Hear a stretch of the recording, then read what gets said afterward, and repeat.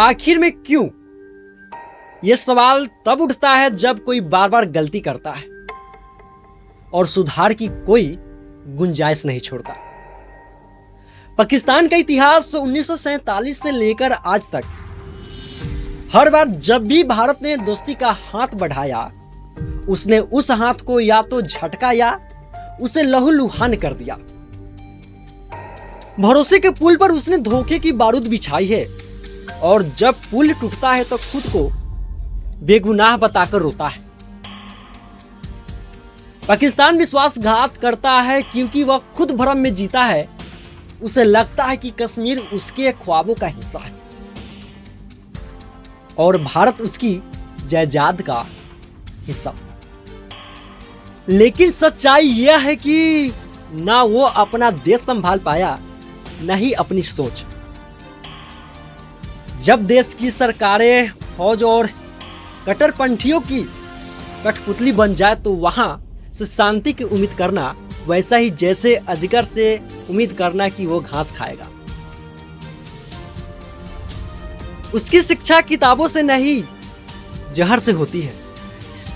वहां बचपन से भारत विरोधी सोच भरी जाती है, जहां वहां के नागरिक अगर भारत को दुश्मन न माने तो उसकी देशभक्ति पर सवाल उठते हैं। ऐसे माहौल में पले बढ़े राष्ट्र से दोस्ती की उम्मीद करना वैसा ही है जैसे बिच्छू से उम्मीद करना कि वो डंसा नहीं करेगा। अब बात करें सजा की। विश्वासघात की सजा क्या होनी चाहिए? सजा ऐसी होनी चाहिए जो उसे उसके कर्मों का आईना दिख सके। सबसे पहले उसे अंतर्राष्ट्रीय स्तर पर पूरी तरह अलग थलग किया जाना चाहिए। आर्थिक, सैन्य और कूटनीतिक रूप से उस पर ऐसा शिकंजा कसा जाए कि उसकी हर साजिश खुद पर भारी पड़े। उसके दोस्तों को भी बताया जाए कि वो सिर्फ दोस्ती का नाटक करता है, जबकि असल में वह आतंकी नर्सरी है। कटाक्ष यही है कि पाकिस्तान खुद अपनी जमीन पर आतंकियों का स्वागत करता है और फिर दुनिया से कहता है हमें भी आतंक से पीड़ा है। क्या विडंबना है!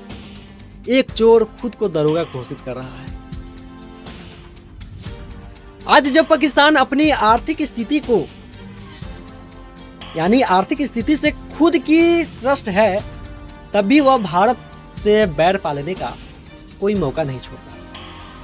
लगता है जैसे वह जलती हुई नाव पर बैठकर दूसरे के जहाज में छेद करने की कोशिश कर रहा है।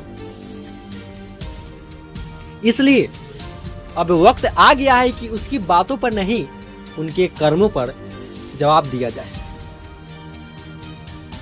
शांति की भाषा में वो नहीं समझता। अब तो उसे वही सुनाई देनी चाहिए जो वह वर्षों से बोता आया है, ठोस और निर्णायक कदम।